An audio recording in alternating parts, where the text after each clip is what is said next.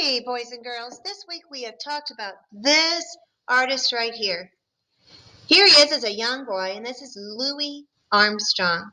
So we're going to start by reading a book about Louis Armstrong, learn about his childhood and what influenced him in music and some of the difficulties that he faced. And then we're going to be listening to a song. So this first slide, you listen to, read the story, think about what is about Louis Armstrong. If you have any questions about Louis Armstrong, go ahead and message me and say so. And then the next slide, I will have a recording of Louis singing. Now, Louis Armstrong sang, and he also played this instrument here. What's this instrument called? If you said trumpet, you are right on. So let's read our book. And I'll do my best at showing you all the pictures. All right, my friends. So, Louis opened the cupboard door. There. He lifted the rug where his mother hid spare coins. Nothing. Come on, he said to his little sister, Mama Lucy. We're going to Uncle Ike's. His sister was called Mama Lucy. At Uncle Ike's, 6 children were eating rice and beans out of one pot. Make that 8 with Louie and Mama Lucy. With all the clatter, Louie did not hear night slip in and wake up the city. By the time the pot was empty, music was everywhere, dancing out of the doorways, singing on street corners, riding in from Lincoln Park as fat molecules of humid air. One sound in particular grabbed Louie by the collar. Sounds like Joe Oliver, he said, hurrying outside. So that sound of the music just kind of grabbed him and pulled him outside because that was his passion, something that it was always there, always wanting that music. He followed the sound to a crowd of bobbing heads and moving feet outside the Funky Butt Hall.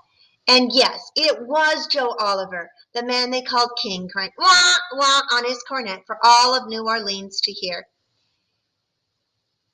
The drums stomped out a beat that shouted, move your feet. I'll show you that picture a little bit better.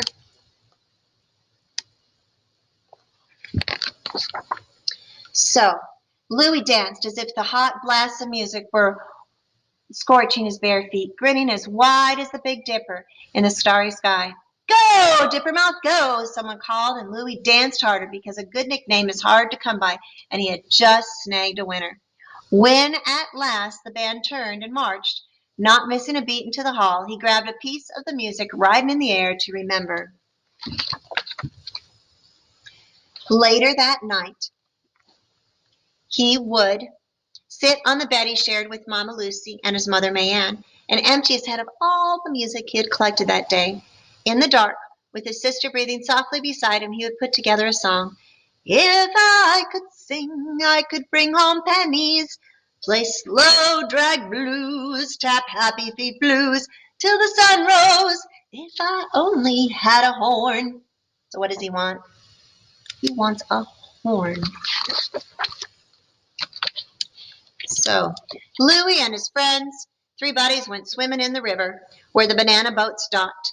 Afterward, they strolled cool and dripping along the dock, and Big Nose Sidney started to sing. The other boys joined in, delivering a home, sweet home that was straight and true. A crowd gathered and started asking for favorite songs, and the boys sang them until their voices were no more than frog croaks. Big Nose Sidney said, "That's all, folks," and passed his cap around. Louis's eyes almost popped out of his head when he saw the cap full of pennies. He filled his pockets and took off. Where are you going, Dipper? Where do you think he's going? I know some of my kiddos have said, went to buy a horn. Some kids said he went to buy food. He went to go get food. Rice and beans and fish heads. Because his mom made a mean fish head stew.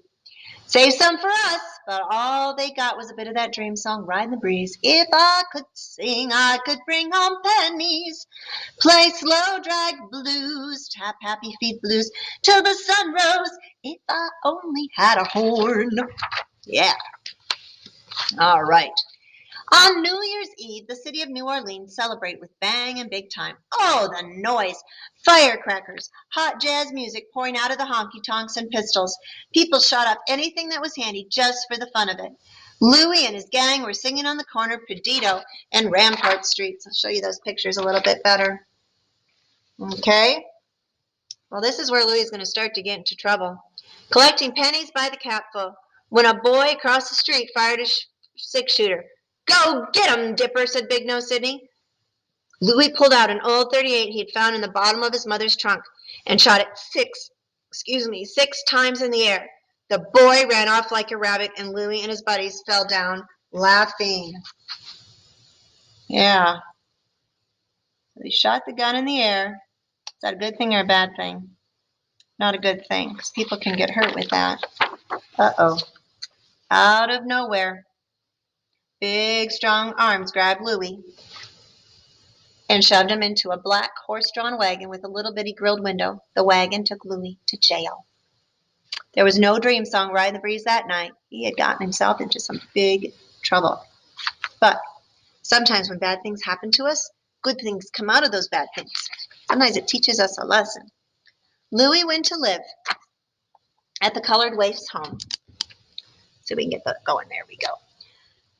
A place for poor boys who got into trouble. It was like no home he knew. Bread and molasses for supper and no hot jazz music filling the air because the home was too far from the city and the music could not reach. The home had other kinds of music, though. Bumblebees buzzing in the honeysuckle, boys marching with wooden guns in the courtyard, and the call of a bugle every morning and night. One day, Louis discovered a room full of boys making enough noise to blow the house down. The waif's home had a band. Oh, he wanted to join the band on the spot, but the teacher, Mr. Davis, said he didn't need any new players, and boys from Perdido Street were nothing but trouble anyway. Louis felt a lump in his throat the size of a fish head. Now, that's another setback, isn't it? But he didn't let that stop him. Every day after lessons and chores, he sat in a corner and listened to the band. Soon he knew all of the parts by heart. So he's taking them in his head, he's listening to them, and that's kind of what's keeping him going right now. After 6 long months of listening, Louis saw Mr. Davis coming toward him during supper. Would you like to join our brass band, he asked. Louis was too surprised to speak. Wash up and come to rehearsal then. Running down the hall, Louis wiggled his fingers on an imaginary horn the way he had seen Joe Oliver do. Yeah, this is going to be his big chance, isn't it? Gets to play that horn. If I could sing, I could bring home pennies.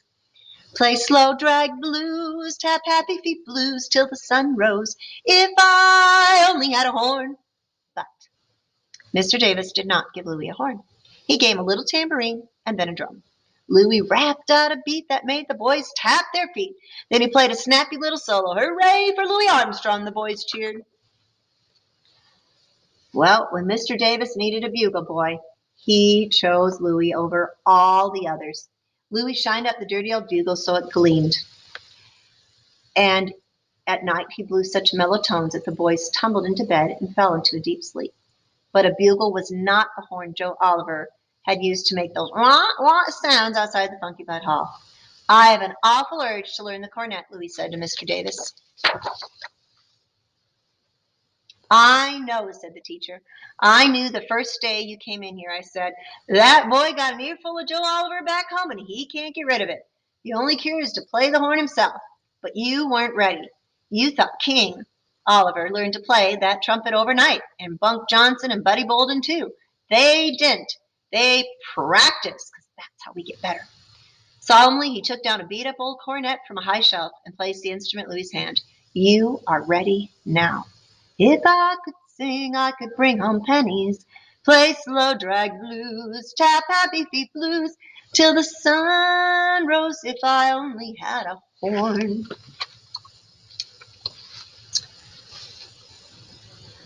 Louis put a battered but shiny cornet to his lips and blew. The first strains of Home Sweet Home shot into the air, and the Colored Waifs Home Band marched down Perdido Street. All the rough and tumble characters from the neighborhood appeared from nowhere and followed, dancing to the jump-happy beat. It's little Louie! Find Mayan! Quick! His mom. Hey, Dippermouth! Soon everybody Louie knew had joined the second line. Uncle Ike and his 6 children, Big Nose Sidney and the singing quartet, Mama Lucy and Mayan, his mom, waving a white handkerchief. Mr. Davis passed the hat around, and it came back full to bursting with coins and dollar bills, waving merrily. The band played on. The music was loud and all a jumble. Now and then Louis's cornet sent a melody spiraling up like a spinning top gone crazy. The teacher passed the hat again and again until there was so much money that Mayan had to fetch a sack to put it all in. Wow, that's amazing. Mr. Davis shouted over the noise, "Thanks to the generosity of the residents of Perdido Street, we have enough here to buy new instruments for everyone in the band." Louis took the cornet from his lips just for a second and grinned. Then the band turned the corner and marched down Liberty Street with Louis in the lead. And that's how Louis Armstrong got his start in music, by playing that trumpet. Now, he also sang. So as we go to our next screen, you get to watch Louis Armstrong sing a song called "What a Wonderful World." And that's another story. Till next time. Bye.